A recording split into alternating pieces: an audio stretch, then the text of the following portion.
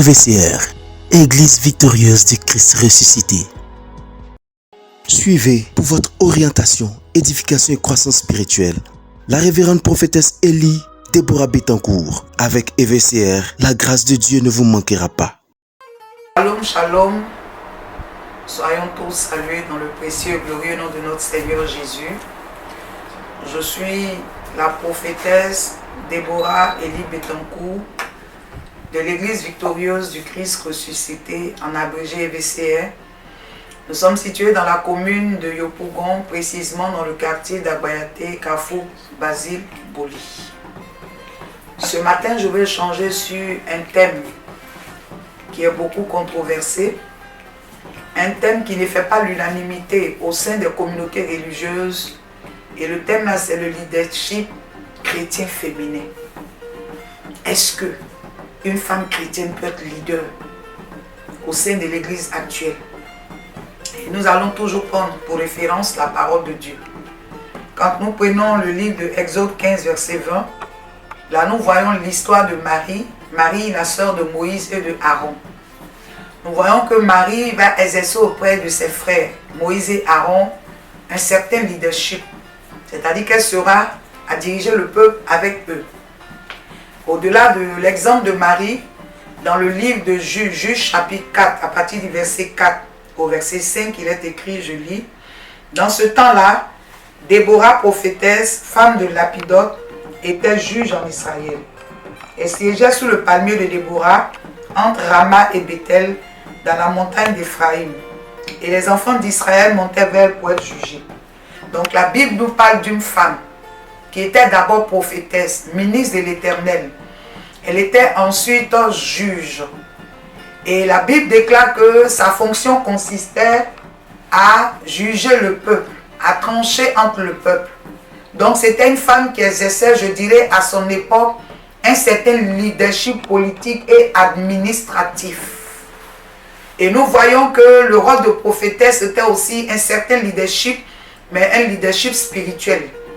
Donc nous voyons que les deux casquettes de Déborah, à savoir prophétesse et juge, lui confèrent le titre à la fois de leader politique administratif et de leader aussi spirituel.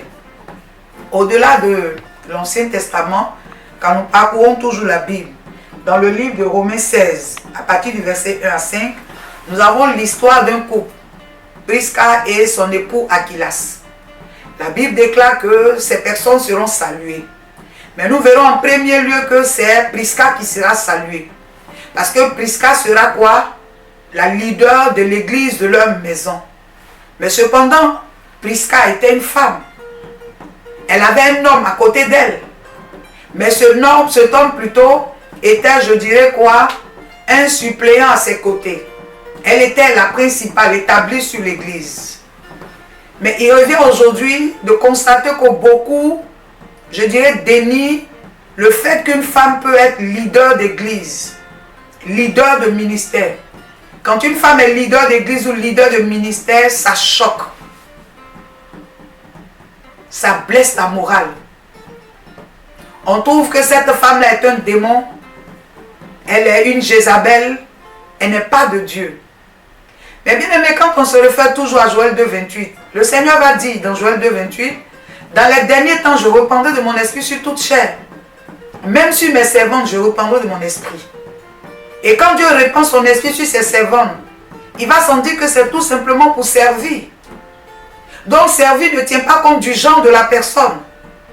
Comme je suis homme, je suis habilité à servir. Comme telle est une femme, elle n'est pas habilitée à servir. Elle n'est pas habilitée à diriger une église. Elle n'est pas habilitée à diriger un ministère. Si elle le dirige, c'est que c'est une femme démon. C'est une femme Jézabel, non. Parce que je pense que nous sommes tous régis par la parole de Dieu. Et tout débat, je dirais que ce débat doit toujours tourner autour de ce que Dieu dit. Autour de ce que Dieu pense. Et nous voyons que Déborah sera une femme. Mais pendant combien d'années Déborah va conduire ce peuple? Mais cependant, il y avait des hommes. Mais à cette époque, je pense que c'est Déborah que Dieu a trouvé comme la femme de la circonstance. Donc aujourd'hui, ce que Dieu cherche, s'il vous plaît, ce n'est pas nos sexes. Mais c'est la capacité que Dieu recherche en chacun de nous. Si Dieu voit une femme plus de capacité, plus de disposition, je dirais que c'est le canal qui va choisir. Si Dieu trouve en elle peut-être plus d'aptitude, je dirais qu'elle sera la femme de circonstance de Dieu. Parce que ce que Dieu recherche, ce n'est pas nos pensées. Ce que Dieu recherche, ce n'est pas nos avis. Mais c'est l'accomplissement de sa volonté, de son œuvre. Et si Dieu voit en une femme plus de disposition, plus de capacité, plus de compétences, je ne vois pas où est-ce que cela doit constituer une difficulté. Parce que la difficulté, c'est nos mentalités. Difficulté, peut-être que c'est nos traditions. Mais aujourd'hui, nous devons surpasser nos traditions et voir ce que Dieu dit, ce que la Bible dit. Et donc, quand nous nous référons à ces cas, nous pourrons simplement dire que Dieu peut utiliser la femme à n'importe quel niveau. Aujourd'hui, nous voyons des femmes qui sont quoi? Chefs d'État. Nous voyons des femmes avocates, des femmes ministres, des femmes députées. Et si Dieu trouve qu'en ces femmes aussi, il peut en choisir certaines pour être des servantes de Dieu, nous ne devons que les encourager. Et bien aimé, lorsque nous arrivons à la traiter de démons, de femmes Jézabel, vous voyez que ça peut attrister l'esprit. Et c'est pourquoi le Seigneur va nous dire dans 1 Corinthiens chapitre 12 au verset 7 que l'esprit utilise chacun pour une utilité commune. Si Dieu voit que la femme peut être un moyen, un canal, un vase, un instrument qui peut utiliser pour une utilité commune, mais Dieu ne fait que l'utiliser. Et donc nous ne devons pas aujourd'hui décourager toutes les femmes qui ont l'appel de Dieu, qui ont la grâce de Dieu, qui ont les dons de Dieu. Nous devons plutôt les encourager, les exhorter à demeurer simplement, je dirais, dans le rôle auquel Dieu les appelle. Et j'avais une fois traité ce thème. Je disais peut-être le seul souci, c'est qu'une femme reconnaisse que si elle est épouse, le droit qu'elle a dans le ministère ou dans l'œuvre, elle ne doit pas le transposer dans son foyer.